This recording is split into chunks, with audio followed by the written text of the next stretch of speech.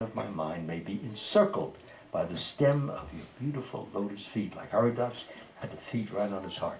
So that I may be encircled by the stem of your lotus feet. Otherwise, at the time of my final breath, you know, the throat gets choked up with mucus, and a person is trying to speak, he can't speak because the energies are not functioning.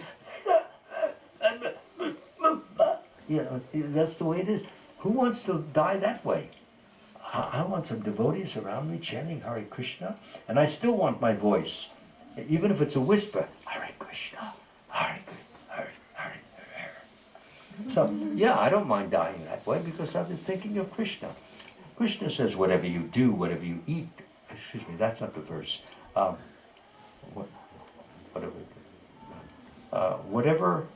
Whatever you think of at the time.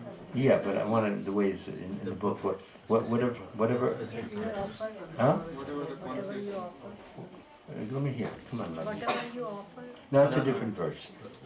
You have it? Come on, I always know this one. But whatever state of being you remember when you quit this body, whatever state of being when you remember when you quit. Go ahead. Do you have it on there? I'm trying to find it. Oh, okay. Whatever state. I memorized this. I could say this in my sleep. And whoever at the end of Yeah, I got it. Fine. Thank you. The first few words. Very nice. Whoever at the end of life quits his body, remembering me alone, at once attains my nature. Okay? That's what Krishna says. Whoever at the end of his life quits his body, remembering me alone, at once attains my nature. Of this there is no doubt. And then after that, whatever state of being one remembers when he quits his body, that state he will attain without fail. We remember the story of King Bharat. Yeah, King Bharat. He was focused on a lovable deer that he fell in love with. And then finally he fell down, and then the deer came over and looked at him, you know, and he saw the deer's face. And what was his next birth? In spite of the fact he had reached a very high level of spiritual, this is what was so not only fascinating but frightening. He had reached a very high state of spiritual advancement. There are 9 stages, the last of which is pure love of God, but before that comes the ecstasy stage.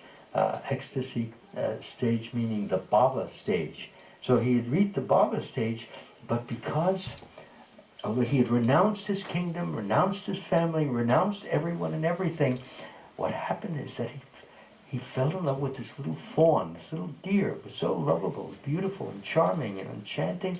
He would sleep with it, he would walk with it, talk to it, and the little deer would lick his face, you know, like that.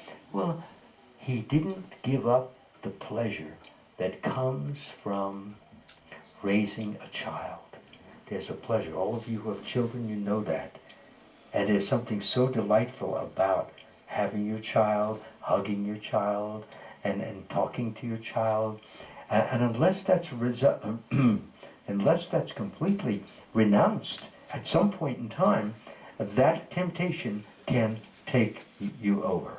Okay? Which means, here was Bharat Maharaj. He had been a king. He was living next to a very holy river. And what happened was that there was this mother deer, and she was being chased by a lion. So what happened is that she had to cross over a small river. So she took a leap, and she was pregnant. And so the little fawn fell out, you see, and the mother just went inside some cave and lied down and died. It was too difficult. And the little fawn was floating down, and King Bharat, who was now a renunciant, he was a sannyasi, he had reached a very high state of ecstasy.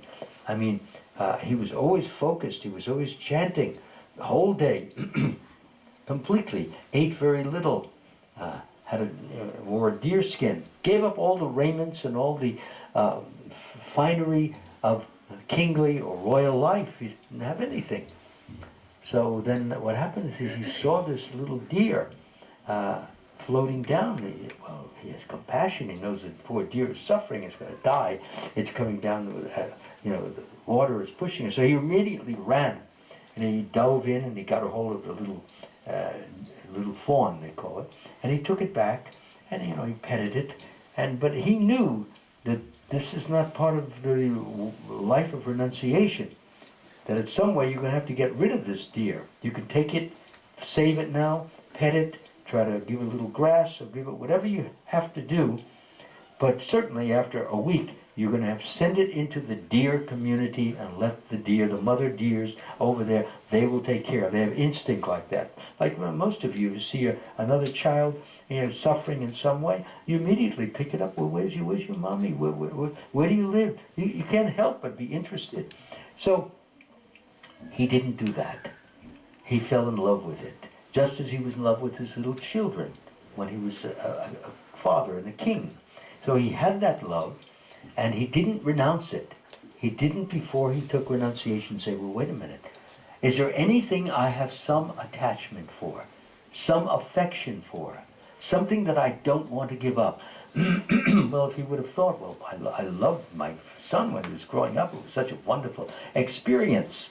I mean, how could it not be? You hug him, you feed him, you clothe him, you joke with him, you teach him how to speak. And he speaks in lisping words, dada, dada, and you just love the sound of dada, mama, and all that. So that's very pleasurable, but it's very dangerous. So while you're a father and you're raising a child or raising a daughter, that's fine.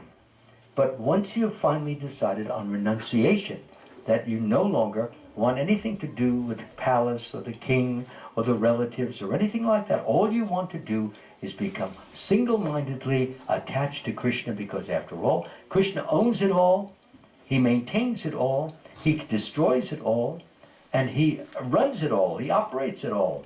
So you come finally to that discrimination where you know that there are certain things in the world which make us very, very attached. And I've just given one. So if he would have been really smart, he would not have allowed this attachment to form, you see. And the result would have been is that after 1 week, 2 weeks at the most, they would have taken it and said, no. There was, every time the king was sitting down for meditation, he was feeling that little nose on his nostril. Deer who was taking the things that are going to grow into antlers, he was doing like this.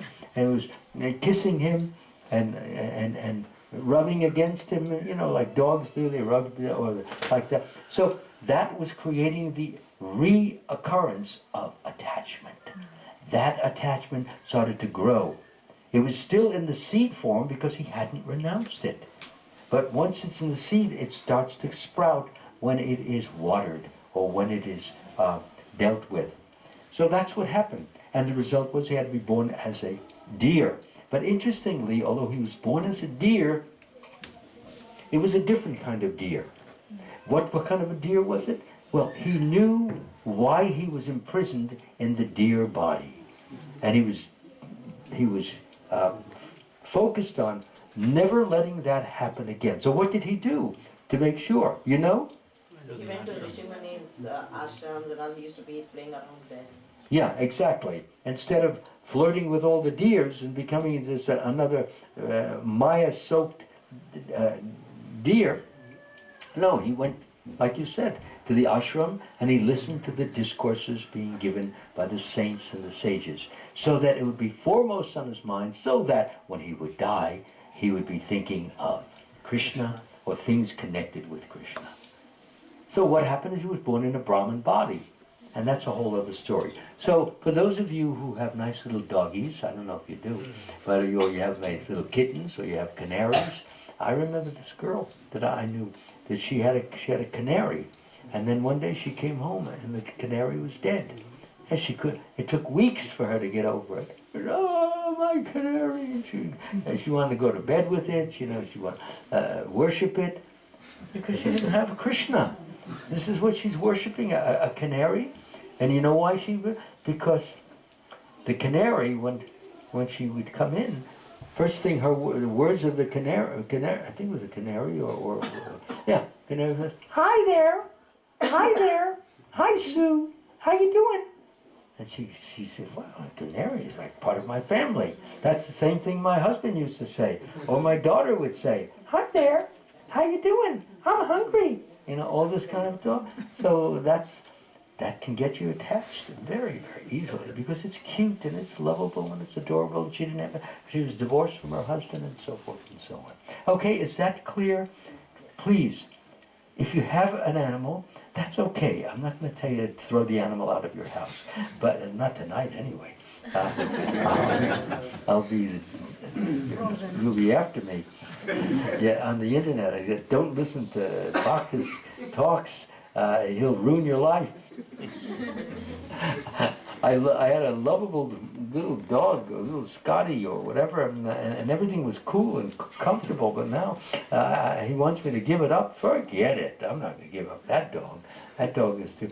So, and then he said, well, Lord Chaitanya, he allowed a dog to, came to him, was being taken care of by Shivananda Sain, so that the dog got away from the group, and then he went to where Lord Chaitanya was going. Lord Chaitanya saw him. He was playing with him.